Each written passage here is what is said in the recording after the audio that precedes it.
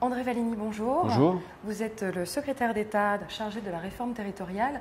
Alors récemment, vous avez, avec le ministre de l'Intérieur Bernard Cazeneuve et avec Maryse Lebranchu, ministre de la décentralisation et de la fonction publique, présenté deux projets de loi afin de répondre à la réforme territoriale souhaitée par le président de la République et le Premier ministre. Tout d'abord, pourquoi cette réforme? Quels en sont les objectifs? Cette réforme a trois objectifs.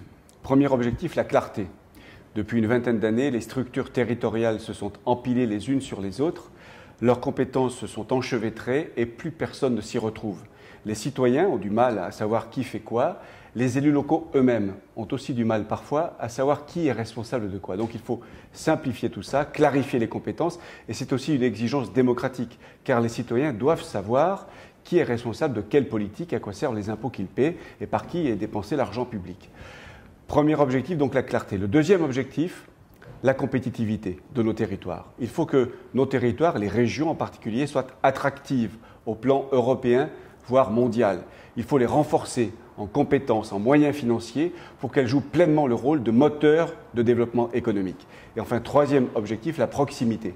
Et là, ce sont les intercommunalités qui vont être renforcées aussi pour gérer les services de la vie quotidienne. Les communes sont évidemment consubstantielles à la République. En France, on ne touchera pas aux communes, mais la plupart d'entre elles sont beaucoup trop petites. Elles ne peuvent plus assumer des compétences de la vie courante, ce qu'attendent les citoyens au niveau local chaque jour, de la petite enfance jusqu'aux personnes âgées, en passant par les écoles et le cadre de vie. Donc il faut que les intercommunalités montent en puissance pour rendre le meilleur service aux citoyens. Voilà les trois objectifs de la réforme: clarté, compétitivité, proximité.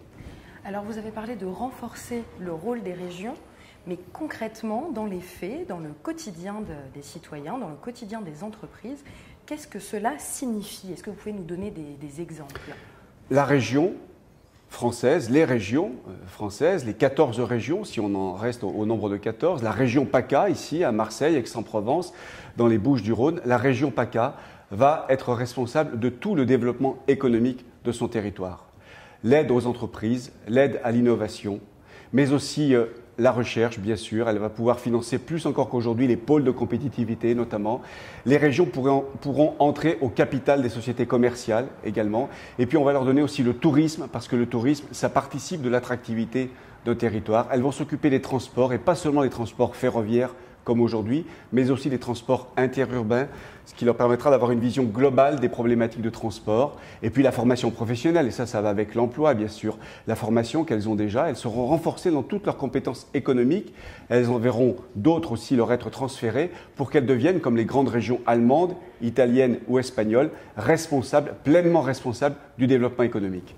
Alors vous l'imaginez, la région pilote du développement économique, c'est un point qui intéresse particulièrement les entrepreneurs, mais c'est aussi un point qui les inquiète quelque part, puisqu'ils se demandent comment ça va se traduire en termes de financement. Est-ce que ça va se traduire par une hausse de la fiscalité, par une augmentation du crédit de l'État, par d'autres mesures? Comment est-ce que ça va être financé tout ça? Augmentation des crédits de l'État? Non. Je vous le dis tout de suite, je préfère être sincère, honnête et direct. Il n'y aura pas d'augmentation des dotations de l'État en direction des collectivités locales, les régions, les départements, les communes. L'État n'a plus les moyens d'augmenter ses dotations. Mais je vous rassure aussitôt pour vous dire qu'il n'y aura pas d'augmentation de la fiscalité. Le président de la République et le Premier ministre ont été très clairs. Cette réforme se fera à prélèvement obligatoire constant.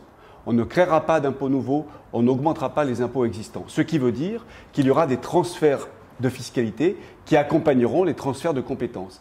Et notamment les compétences départementales qui vont monter vers les régions seront accompagnées, bien sûr, par la fiscalité correspondante. Les régions auront les moyens, des moyens propres et dynamiques, sur le plan financier, d'assumer leurs nouvelles compétences.